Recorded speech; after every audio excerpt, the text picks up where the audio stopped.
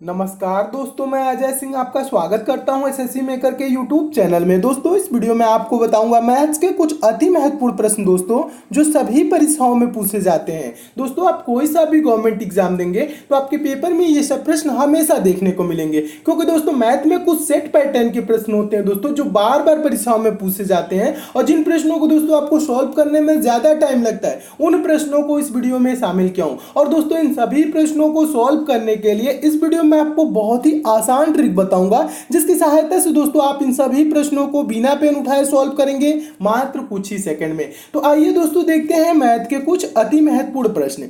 देखिएगा दोस्तों, पहला क्वेश्चन है, मोस्ट इंपॉर्टेंट क्वेश्चन है और ये प्रश्न बहुत बार एग्जाम में रिपीट हो चुका है और हमेशा दोस्तों इस टाइप के क्वेश्चन पूछे जाते हैं। तो कैसे सॉल्व किया जाता है, बेहद ही आसान तरीका बताने वाला हूं। देखिए क्वेश्चन पढ़िए। क्वेश्चन कह रहा है पी और क्यू के मासिक वेतन का अनुपात 4:3 है।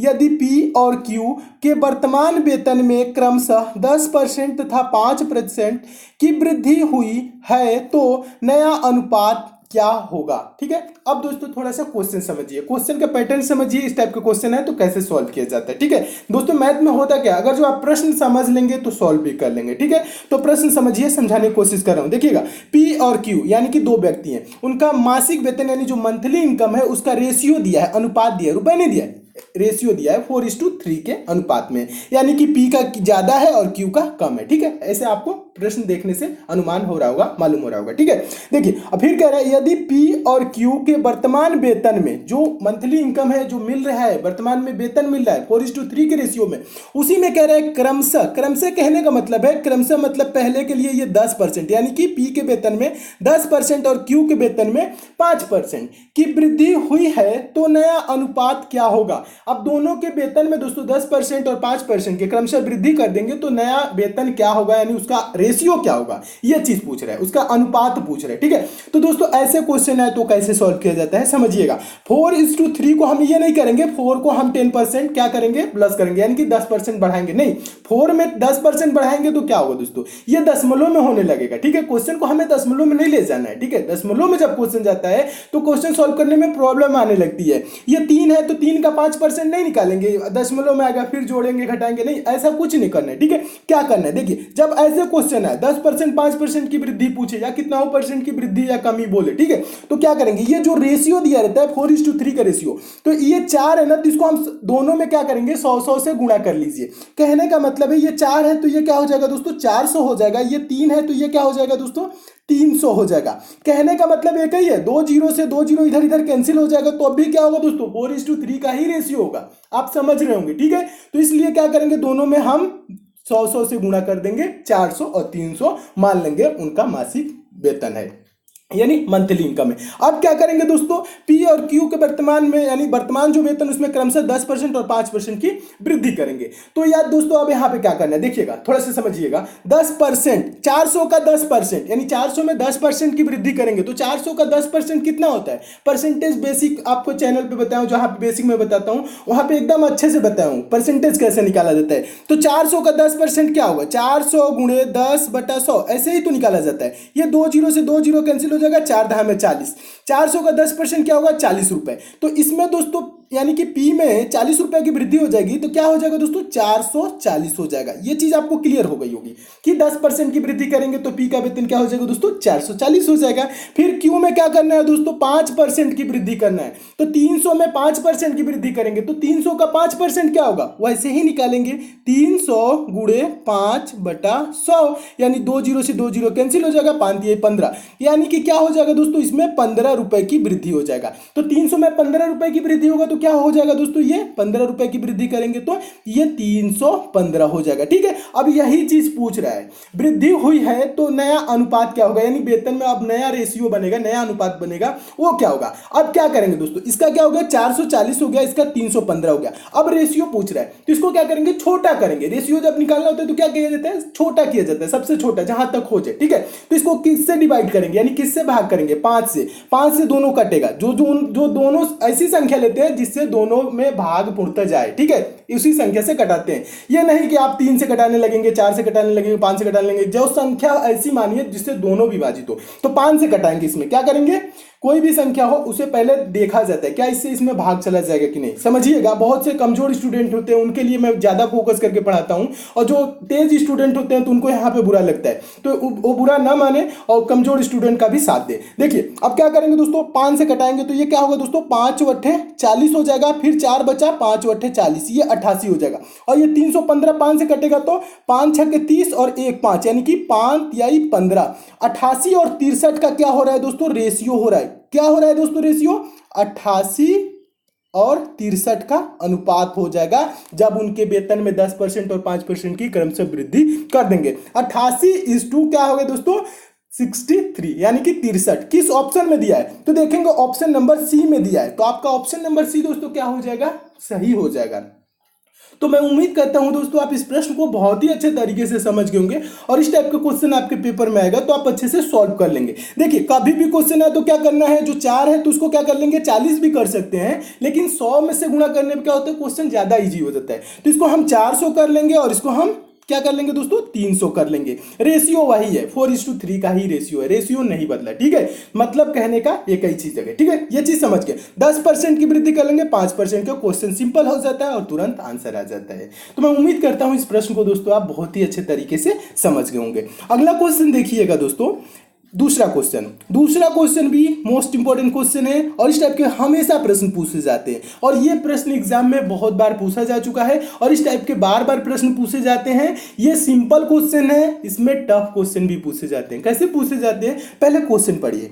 क्वेश्चन कह रहा है दोस्तों, एक व्यक्ति पहले दिन 1 किलोमीटर चलता है, दूसरे दिन 2 किलोमीटर चलता है, तीसरे दिन 3 किलोमीटर चलता है, और इसी प्रकार आगे भी चलता रहता है, यानी चौथे दिन 4, पांचवें दिन 5, ऐसे। ठीक है, जितने दिन चल रहा है उतने किलोमीटर। ठीक है, फिर कह रहा है बताइए कि 10 दिन में वह कितनी दूरी तय करेगा।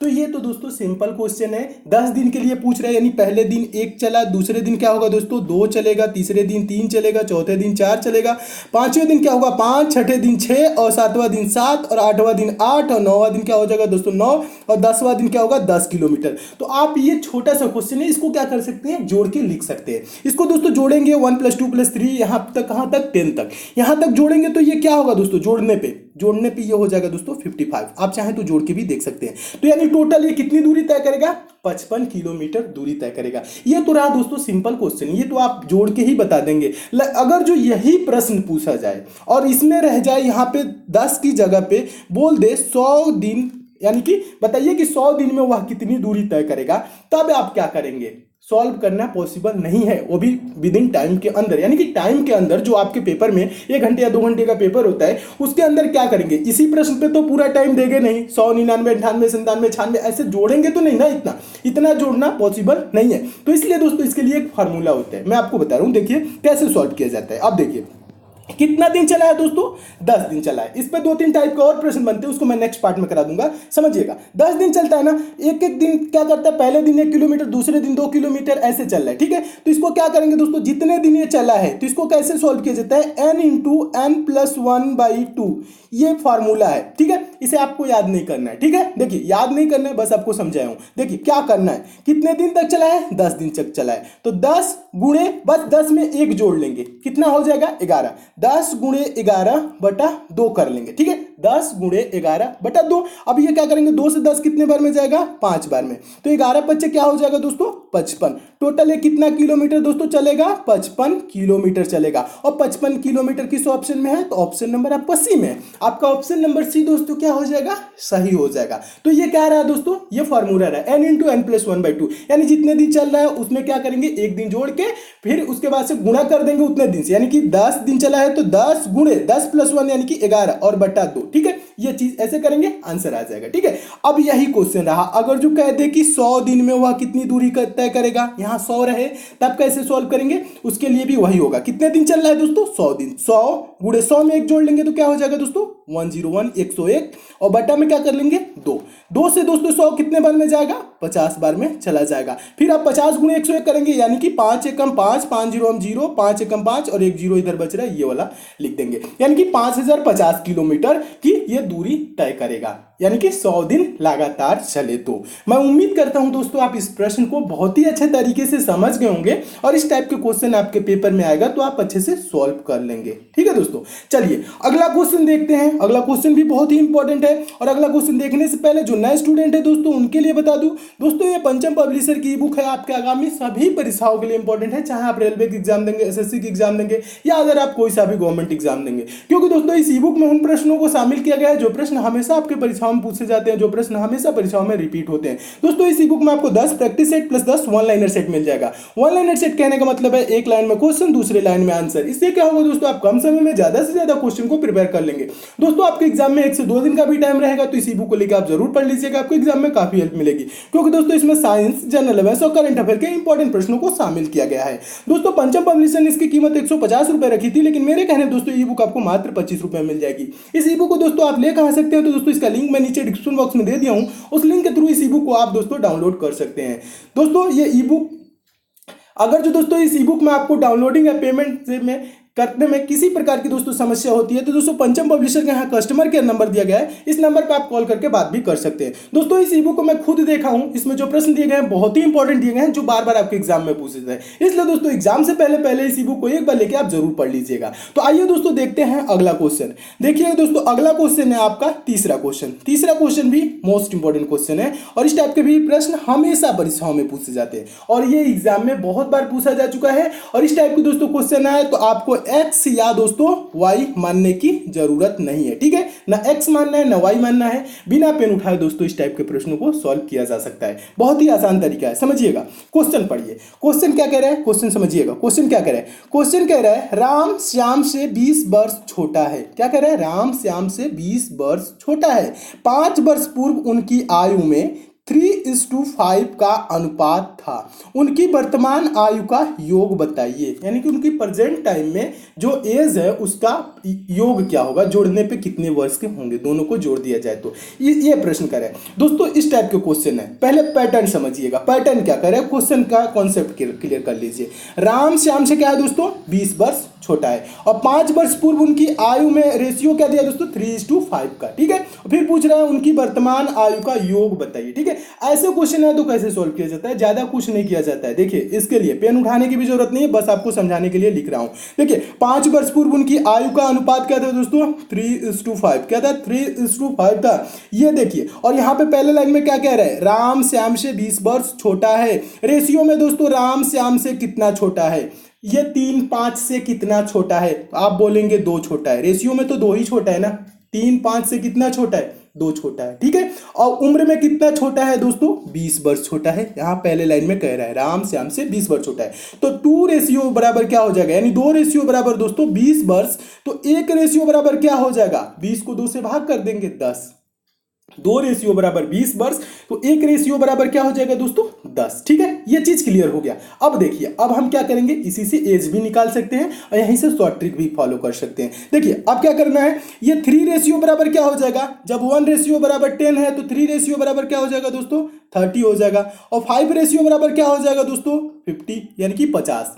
10 से गुणा कर लेंगे, 1 रेशियो बराबर 10 है तो 3 रेशियो बराबर 30 और 5 रेशियो बराबर 50। और पूछ क्या रहा है दोस्तों, यहां पे देखिएगा ये जो रेशियो है, अभी यहां पे और क्लियर करना है, ये जो रेशियो है ये क्या है दोस्तों, 5 वर्ष पूर्व है। ध्यान दीजिएगा, ये क्या है दोस्तों, ये 5 वर्ष पूर्व है। तो वर्तमान में क्या होगा दोस्तों, राम की आयु क्या होगी, 30 नहीं होगी, 5 वर्ष ये पूर्व किसी की आयु 30 वर्ष है, तो वर्तमान में क्या होगा दोस्तों, उसकी आयु 35 हो जाएगा। और दोस्तों श्याम की आयु 5 वर्ष पूर्व 50 है, तो वर्तमान में क्या होगा, ये 55 साल के हो जाएंगे श्याम, ठीक है। अब देखिए, अब इनका योग पूछ रहा है, यानी कि जोड़ने पे ये कितने वर्ष के होंगे, दोनों का आयु का योग पूछ रहा है। तो 5 5 10 का 0, 5 3 8 1 9, कितने साल के होंगे दोस्तों, 90 साल के होंगे। उनकी वर्तमान में आयु का योग क्या होगा, 90 साल। और 90 साल किस ऑप्शन में दिया है, ऑप्शन नंबर सी में दिया है, तो आपका ऑप्शन नंबर सी दोस्तों क्या हो जाएगा, सही हो जाएगा। तो मैं उम्मीद करता हूं दोस्तों आप इस प्रश्न को भी एकदम अच्छे से समझ गए होंगे और इस टाइप के भी क्वेश्चन आपके पेपर में आएगा तो आप अच्छे से सॉल्व कर लेंगे। देखिए ज्यादा कुछ नहीं किया जाता है, इसमें पेन उठाने की भी जरूरत नहीं है, बस देखा जाता है राम श्याम से, यानी कोई किसी भी व्यक्ति का नाम दे सकता है, कुछ भी दे सकता है, एक्स वाई दे सकता है, ए भी दे सकता है, आप कंफ्यूज ना होइएगा, इसे बिना पेन उठाए सॉल्व किया जाता है, ठीक है। कितना वर्ष छोटा है, 20 वर्ष छोटा है। 5 वर्ष पूर्व उनकी आयु का अनुपात दिया है 3:5, तो रेशियो में कितना छोटा है दोस्तों, कितना छोटा है, 2 रेशियो में छोटा है उम्र में 20 है तो 2 रेशियो बराबर 20 वर्ष, तो 1 रेशियो बराबर 10 वर्ष, ठीक है। और यहाँ पे कह रहा है कि 5 वर्ष पूर्व, आप चाहें तो ऐसे दोस्तों सिंगल सिंगल एज निकाल के 5-5 वर्ष जोड़ लेंगे, या आप चाहें दोस्तों 5 3 8, तो यानी कि दोनों का योग ही तो पूछ रहे हैं ना, 5 3 8, तो 8 रेशियो बराबर दोस्तों क्या होगा 80 साल हो जाएगा। और 5 वर्ष पूर्व कह रहा है तो 5-5 वर्ष दोनों में जुड़ जाएगा तो क्या हो जाएगा 80 10 90, क्या हो जाएगा दोस्तों 90 वर्ष हो जाएगा उनकी आयु का योग। ऐसे भी आप निकाल सकते हैं, ठीक है, दोनों तरीके से सॉल्व कर सकते हैं। देखिएगा, मैं उम्मीद करता हूं इस प्रश्न को आप दोस्तों बहुत ही अच्छे तरीके से समझ गए होंगे और इस टाइप का क्वेश्चन आपके पेपर में आएगा तो आप अच्छे से सॉल्व कर लेंगे, ठीक है दोस्तों एक चीज और बता दूं दोस्तों, डेली आपको मैं वीडियो देता हूं 8 PM पे, ठीक है। डेली आप क्या करिए दोस्तों 8 PM पे 15 से 20 मिनट की में दोस्तों मेरी वीडियोस होती है, आप डेली देखेंगे तो आगामी दोस्तों आप कोई सा भी गवर्नमेंट एग्जाम देंगे तो आपके एग्जाम जब देंगे पेपर में बैठेंगे एग्जाम हॉल में तो आपको लगेगा दोस्तों कि जो मैं क्वेश्चन यहाँ करा रहा हूँ वही क्वेश्चन मिल रहे हैं आपको, क्योंकि दोस्तों मैं एग्जाम ओरिएंटेड क्वेश्चन कराता हूँ जो आपके एग्जाम में हमेशा पूछे जाते हैं, ठीक है। अभी प्रेजेंट टाइम में दोस्तों आप किस गवर्नमेंट एग्जाम की तैयारी कर रहे हैं, किस एग्जाम की प्रिपरेशन कर रहे हैं, उसे आपको क्या करना है कमेंट करके जरूर बताना है, ठीक है। ज्यादातर student railway NTPC group D की प्रिपरेशन कर रहे हैं और उसके लिए भी मैं पर्सनल कहेंगे तो अलग से वीडियोस बना के दे दूंगा ताकि आपको एग्जाम में काफी हेल्प मिले, ठीक है। और ये सब भी रेलवे ग्रुप डी एनटीपीसी पे ही आधारित होती हैं, ठीक है, और एसएससी पे भी आपके क्वेश्चन ये सब पूछे जाते हैं, ठीक है। तो मैं एग्जाम ओरिएंटेड क्वेश्चन कराता हूं, इसलिए दोस्तों क्या करिए डेली दोस्तों आप 15 से 20 मिनट एसएससी मेकर चैनल पे जरूर आप विजिट करिए और इस वीडियो को आप सारे वीडियोस को डेली देखेंगे तो कुछ दिनों में क्या होगा दोस्तों हर टाइप के प्रश्न आपके कवर हो जाएंगे और एग्जाम में आपको काफी प्रॉफिट होगा, ठीक है। तो इसलिए दोस्तों देखना डेली ना भूलिएगा, कितने बजे 8 PM, ठीक है, यानी कि 8 बजे शाम, ठीक है, 8 PM तो याद ही रहेगा। चलिए अगला क्वेश्चन देखते हैं, चौथा क्वेश्चन मोस्ट इंपॉर्टेंट क्वेश्चन, और इसके लिए पेन उठाने की जरूरत नहीं है, ना एक्स मानने की जरूरत है, ना वाई मानने की जरूरत है, ना कोई फार्मूला रटने की जरूरत है, और ये मोस्ट इंपॉर्टेंट क्वेश्चन है और इसे सॉल्व करना दोस्तों बेहद ही आसान है। मैं बता रहा हूं कैसे, बहुत ही आसान होता है सॉल्व करना। देखिए कैसे सॉल्व करना है समझिएगा, और ज्यादातर स्टूडेंट इस टाइप के प्रश्नों को सॉल्व नहीं कर पाते हैं क्योंकि इसको बेसिक मेथड से लगाते हैं तो 4 से 5 मिनट लगता है, और ऐसे सॉल्व करेंगे तो बिना पेन उठाए इसका आंसर आ जाता है। देखिए अब प्रश्न पढ़िए, प्रश्न क्या कह रहा है, प्रश्न कह रहा है 30 लीटर नमक के घोल यानी सोल्यूशन कहने का मतलब है विलयन यानी नमक के घोल, ठीक है, नमक और पानी का घोल है, ठीक है। उसमें क्या कह रहे हैं, देखिए अब क्वेश्चन फिर से पढ़िए, 30 लीटर नमक के घोल में 5% नमक है, इस घोल में कितने लीटर पानी मिलाया जाना चाहिए ताकि परिणामी घोल में नमक की मात्रा 3% हो जाए, ठीक है।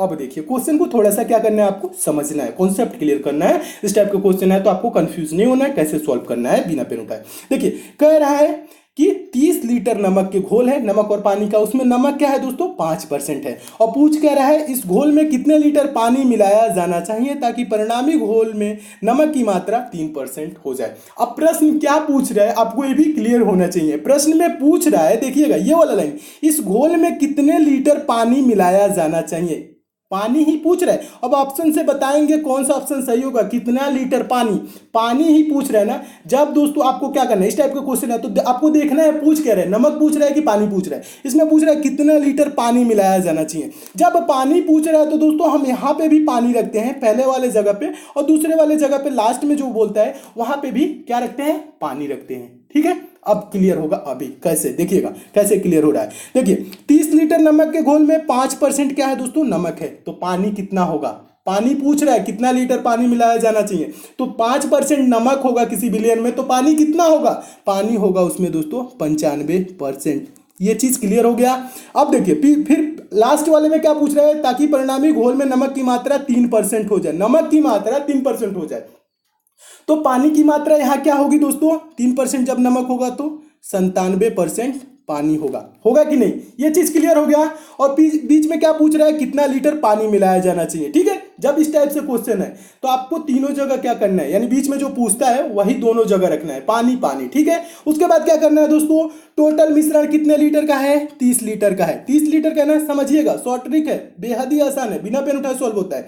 कितने लीटर का मिश्रण है, 30 लीटर का, तो इसको सॉल्व किया कैसे जाता है, 30 गुणे, अब 95% और 97% का डिफरेंस क्या होगा, अंतर क्या होगा, 97 में से 95 घटाएंगे तो कितना होगा दोस्तों 2, इसी अंतर को गुणा करके लिखा लिखा जाता है। और बटा में दोस्तों क्या लिखा जाता है, 100 माइनस ये जो नई वाली मात्रा कर है, नमक की मात्रा 3% बचे, यानी कि पानी की मात्रा कितना बचे 97, ये नीचे वाला जो है इसको हम 100 से घटा के बटा में लिखते हैं। ठीक है, तो 100 में से 97 दोस्तों घटाएंगे तो क्या होगा, 3 बटा में 3। समझ रहे होंगे ये कैसे लिखा। ठीक है, टोटल मात्रा कितने का है, 30 का है तो 30 लिख दिए। और फिर 95 और 97 का दोस्तों अंतर क्या होगा, यानी 97 में से 95 घटाएंगे तो क्या होगा, 2, तो 30 गुणे 2। ठीक है, और बटा में क्या लिखा जाता है दोस्तों, 100 में से इसको घटा दिया जाता है 97 को, जो भी संख्या यार है उसको क्या करेंगे 100 से घटा के बटा में लिख देंगे। अब देखिए ये 3 से 30 कितने बार में जाएगा दोस्तों, 10 बार में।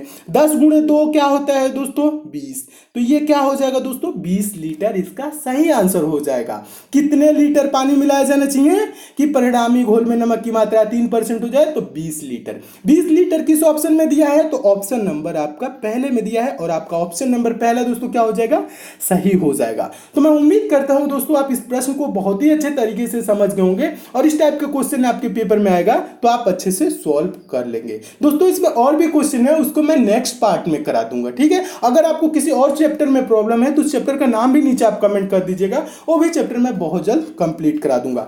और दोस्तों अगर आप मैथ में वीक हैं, मैथ बेसिक से, जीरो लेवल से, चैप्टर वाइज दोस्तों मैथ पढ़ना चाहते हैं, तो दोस्तों आपके लिए एक चैनल बना है जिसका लिंक दोस्तों नीचे डिस्क्रिप्शन बॉक्स में दे दिया हूं। दोस्तों आप उस चैनल पे जाकर चैनल को सब्सक्राइब कर लीजिए, नोटिफिकेशन बेल को ऑन कर लीजिए, जहां पर दोस्तों मैं मैथ बेसिक से पढ़ा रहा हूं, जीरो लेवल से पढ़ा रहा हूं और चैप्टर वाइज पढ़ा रहा हूं। कुछ दिनों में दोस्तों मैथ के जब सारी चैप्टर वहां समाप्त हो जाएंगे दोस्तों, आप भी मैथ के प्रश्नों को सेकंडों में सॉल्व करने लगेंगे, वो भी बिना पेन उठाए। तो मैथ में दोस्तों आपको थोड़ी सी भी प्रॉब्लम होती है तो उस चैनल पर जरूर जाए, जिसका लिंक नीचे डिस्क्रिप्शन बॉक्स में दे दिया हूं। और ये सब दोस्तों क्वेश्चन आपको अच्छे लगे हैं, समझ में आए हैं, तो दोस्तों इस वीडियो को लाइक जरूर कीजिएगा। लाइक वाला सिंबल दोस्तों नीचे इस टाइप से बना हुआ है, यहाँ पे प्रेस कर दीजिएगा।